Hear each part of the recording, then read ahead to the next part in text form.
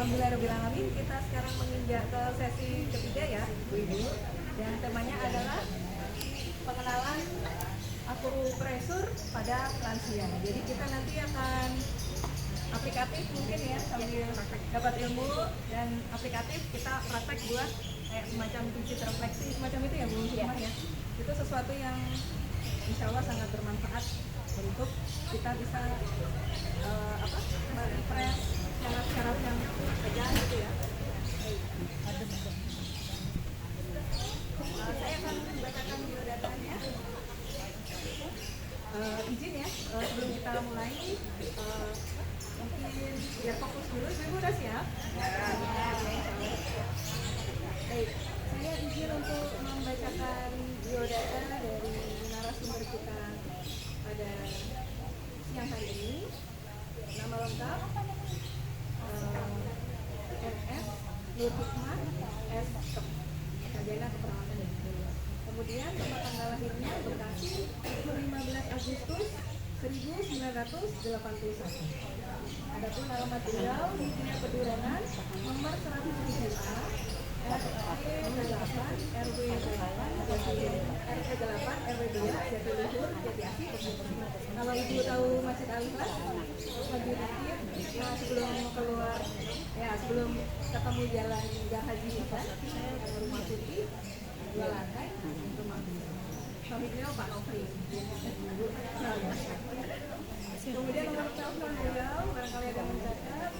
Beliau kan ada background ini ya buat kesehatan, jadi barangkali mungkin ada yang bertanya atau ada mau bertanya tentang materi hari ini, mungkin mau nomornya di 08 1 2 9 4 3 08 Kemudian pekerjaan dan aktivitas beliau adalah mau diulang apa ini? Nomor telepon saya ulang 0812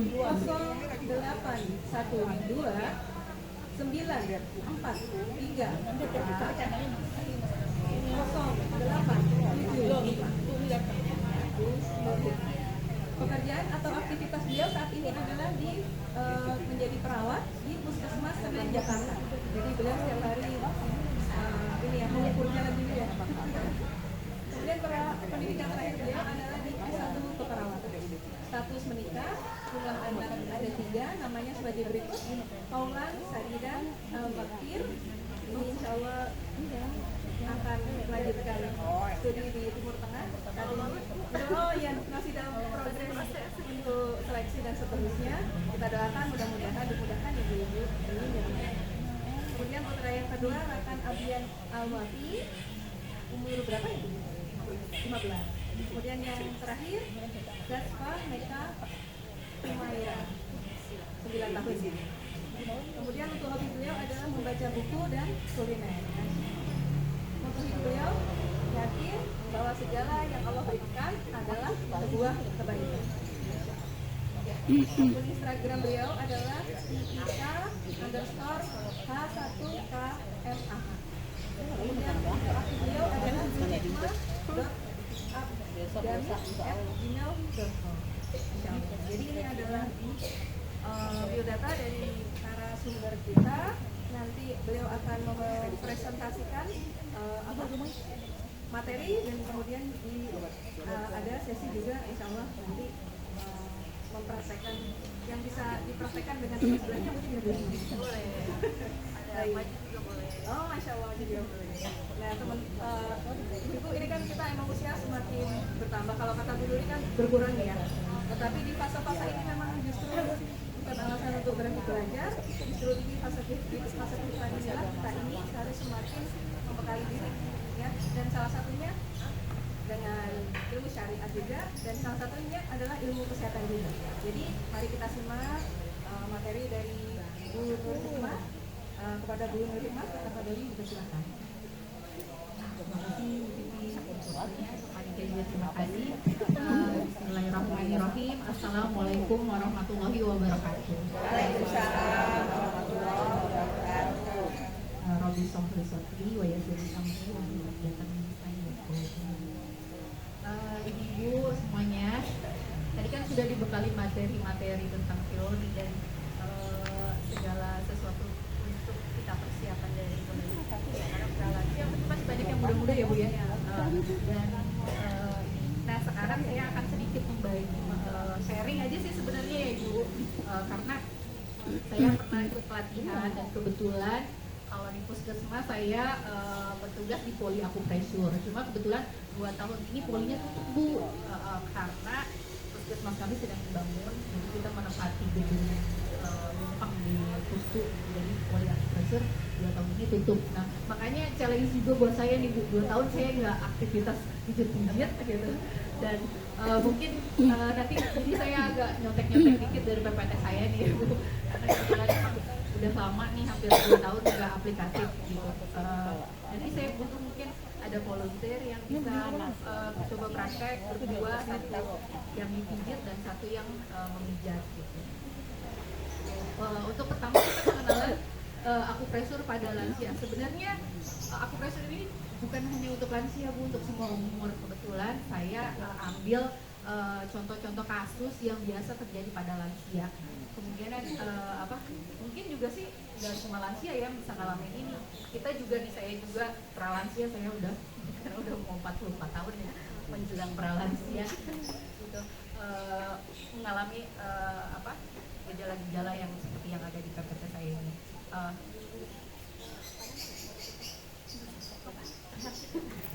Nah, sebelumnya kita harus tahu dulu akupresur itu apa Ibu. Akupresur itu adalah teknik pemijat.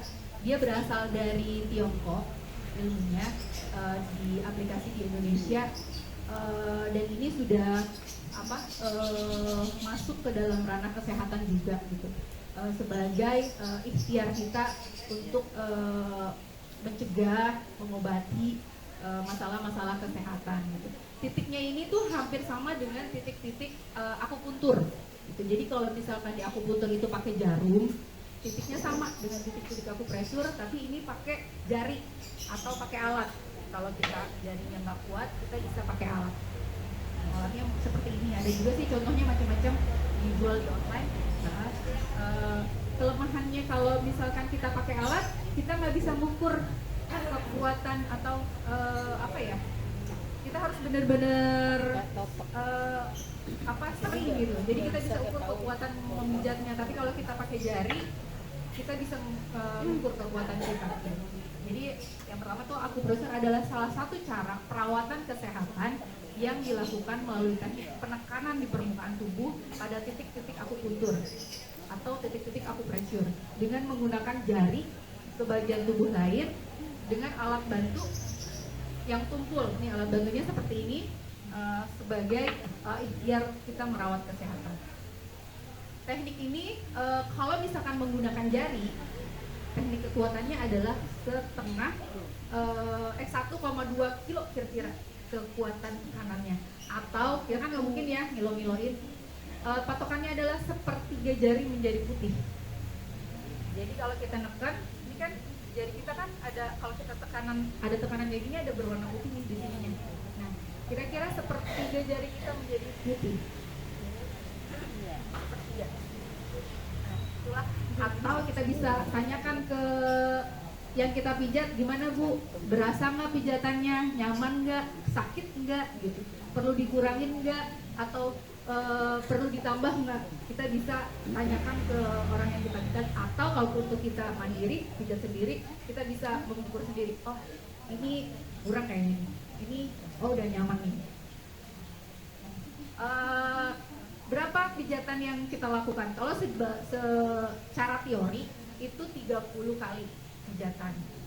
Pijatannya bisa muter searah jarum jam atau bisa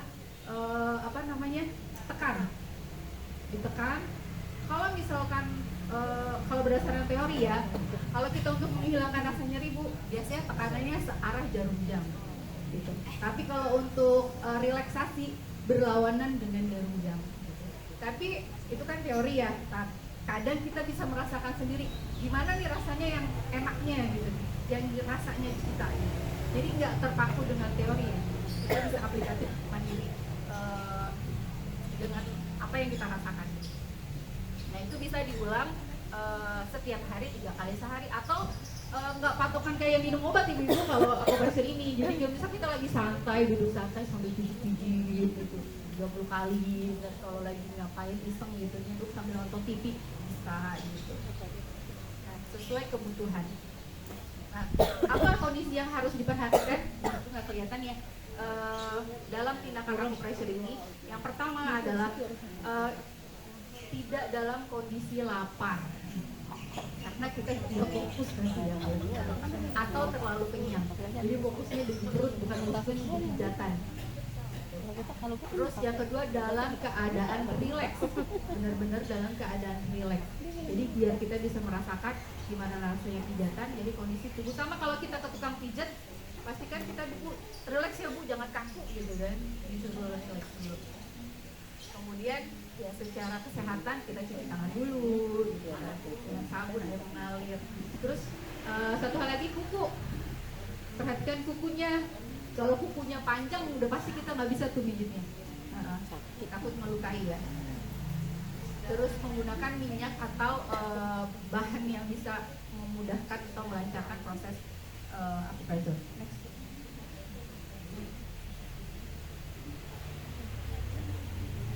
Nah, ini adalah petunjuk umumnya.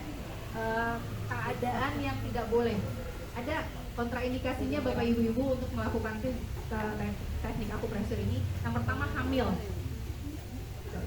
Kecuali untuk pencegahan keluhan mual muntah boleh Bu, tapi hanya titik-titik tertentu, yaitu di sekitar 3 jari di atas pergelangan tangan, 3 jari di pergelangan tangan. Nah, terus ini kan ada apa namanya nih? Ada garis kurang gitu ya. Nah, Ibu cari selak di tengahnya. Ada cegokan. Nah, itu bisa dipijat 30 kali. Untuk mengurangi mual, khusus ibu hamil. Untuk daerah-daerah lain, ibu hamil tidak boleh dilakukan pemijatan karena akan merangsang kontraksi. Iya, kalau secara teori di situ gitu. Karena kalau misalkan diurut itu boleh, karena urut itu kan ini sifatnya bukan titik ya, secara menyebar kalau lancar peredaran darah. Ya, tidak fokus di titik. Kemudian dalam keadaan gawat darurat, ya kali ya Bu, masa lagi sesak napas sedikit gitu kan. Terus yang kedua, kasus perlu pembedahan, misalkan ada benjolan, terus kata dokter ini harus dibedah, nah itu nggak boleh dipijit. Karena apa? Kita nggak tahu ya benjolan itu ganas atau tidak. Sebelum tahu ganas atau tidak kan harus operasi, bisa ke PA biopsi gitu kan. Karena apa? Kalau misal ternyata ganas, itu bisa merangsang metastase penyebaran gitu, dengan dilakukan pemijitan. Jadi kita pastikan dulu tidak ada benjolan gitu. Atau kasus-kasus pembedahan. Terus pada kasus kanker juga tidak boleh dilakukan akupresur tadi ya, yang saya bilang pada lokasi-lokasi tumor, pada lokasi metastase atau pada kelainan benih. Jadi kalau misalkan ada kanker gitu, boleh dilakukan akupresur, boleh dilakukan pemijatan, tapi bukan pada area yang kankernya. Kemudian pada pasien, pada ibu-ibu bapak yang minum pengencer darah, itu tidak boleh gitu. Karena apa? Kalau kita minum pengencer darah, darahnya kan encer tuh, gampang terjadi pendarahan gitu. Jadi kalau dilakukan pemijatan, nanti lebam-lebam, pecah pembuluh darah bagian dalamnya gitu. Jadi pastikan kalau misalkan suaminya mau dipraktekin ke suami, pastikan suaminya nggak ada minum pengencer darah. Contohnya apa? Askilep, simak tuh, siapa juga pengencer darah. Ya, Ibu. Dikering kalau kita minum pengencer darah juga sebenarnya nggak boleh, karena itu merangsang pendarahan di luar kulit. Nah, ini contoh yang pertama, mengurangi sakit kepala. Nah, biasa kan kita ya, saya juga sering sakit kepala nih. Boleh, nah, pakai pantom aja atau ibu bapak mau ada? Ibu mau satu orang boleh? Jadi kalau sakit kepala nih, yang pertama dipijit di ujung alis. Alis. Aku aja dah terpijit. Mau dong, maju. Ini ujung alis. Dua. Kalau nyeri ya, apa tadi kalau nyeri? Searah jari jam sampai ujung jari berwarna 3 jari menjadi putih. Dipijit sebanyak 30 kali. Kemudian apa tadi sini gambarnya ada kan ya? Kemudian di belakang tengkuk,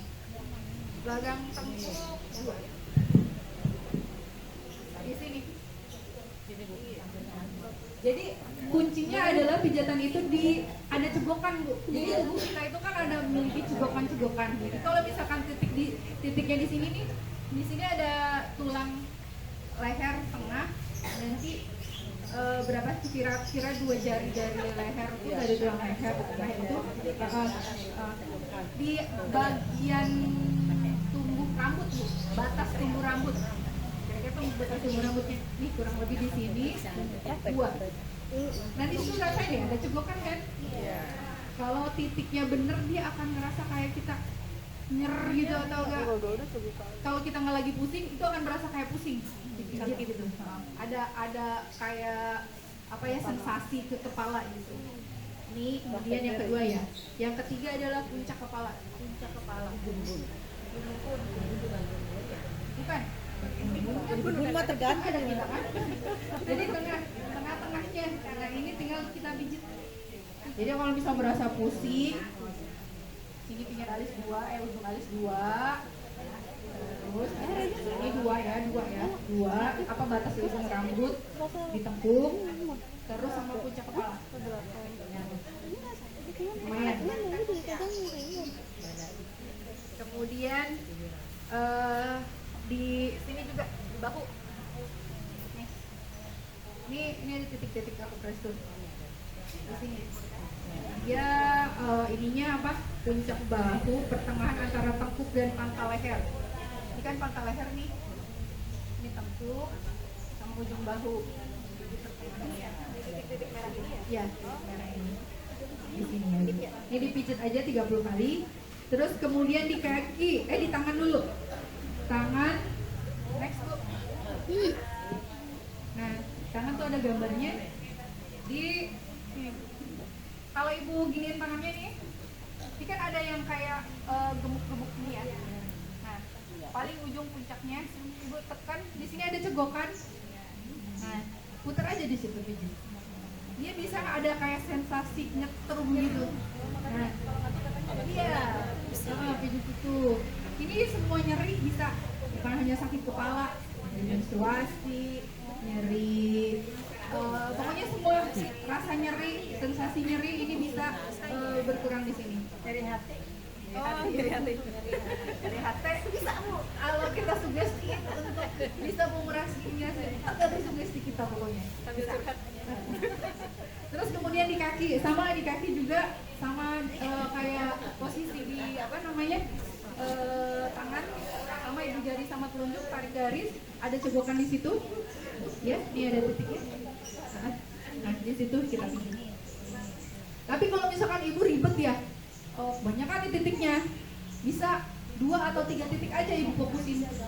Bisa, insya Allah. Kemudian nah ini untuk kita semua nih, mencegah penurunan daya ingat.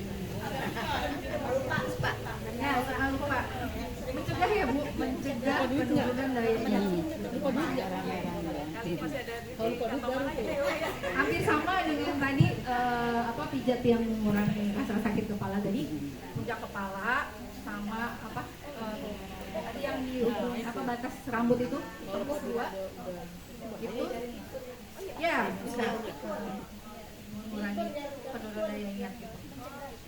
Nah, ada satu teori juga nih Bu, untuk kita berlatih bagaimana meningkatkan daya ingat. Kita hafalin 3-7 kata. Kita hafalin 3-7 kata, terus berapa menit kita alihkan kemudian dengan aktivitas lain. Kita sebutin lagi kata-kata itu. Masih ingat nggak kata-kata yang tadi? Misalkan kayak hafalin gunting, batu, kayu, pokoknya yang berbeda-beda ya, jangan yang sejenis gitu.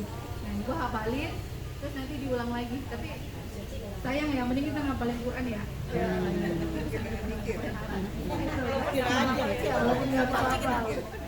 Jadi itu juga salah satu untuk mengurangi mencegah penurunan daya ingat atau dari selain hafalan Quran tadi, kita bantu dengan up ratio.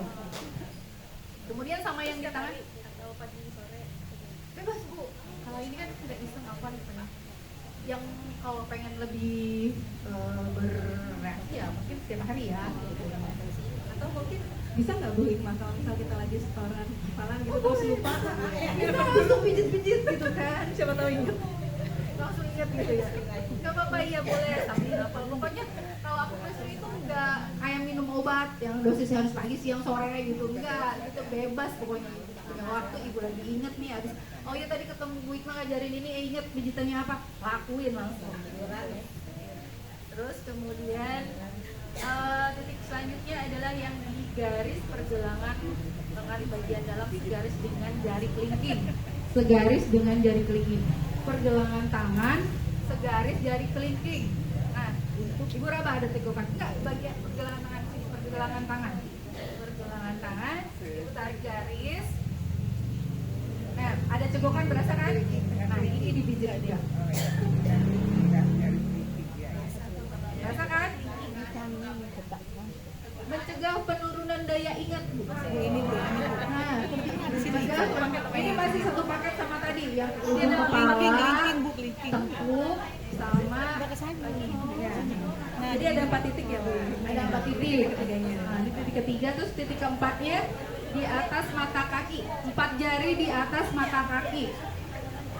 4 jari di atas mata kaki. Kan mata kaki ini. Mata kaki apa luar? Oh, sisi dalam. Sisi dalam. Salah saya. Mohon maaf ya Bu, mohon maaf banget. Kita boleh kakinya diiniin, di sambil duduk. Ini ada mata kaki. Ukur 4 jari. 4 jari di atas mata kaki.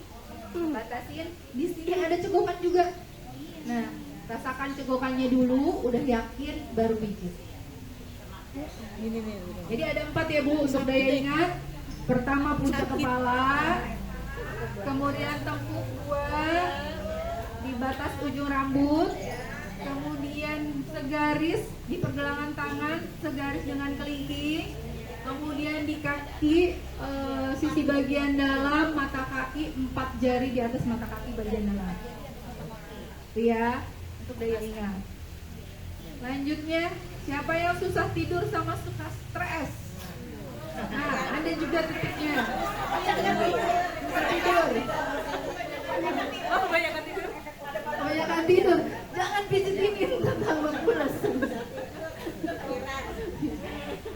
Nah, yang susah tidur nih, hampir sama lokasinya. Pada mirip gitu.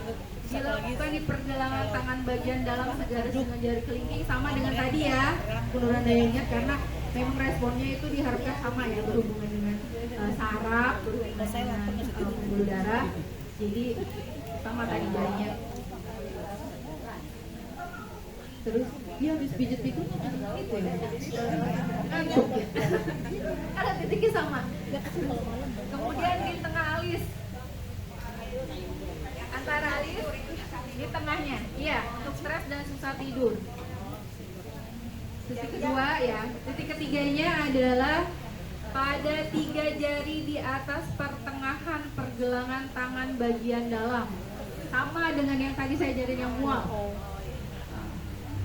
3 jari pergelangan tangan, 3 jari kira-kira di sini. Ini ada cegokan juga. Kiri kanan boleh, mana aja boleh. Kemudian titik selanjutnya yang keempat itu sama di jari tadi yang di sini. Jadi tadi selain buat nyeri bisa juga buat susah tidur sama apa namanya, dan satunya lagi ini kaki. Jadi kalau kita nyeri, kita pijit daerah tangan di sini sama kaki di sini, efeknya akan apa? Relaksasi dan dengan rasa relaksasi dan rasa ngantuknya itu nyerinya hilang. Panas ini. Panas. Jadi ada hubungannya. Ada kamar. Jadi, Halo, matiin aja.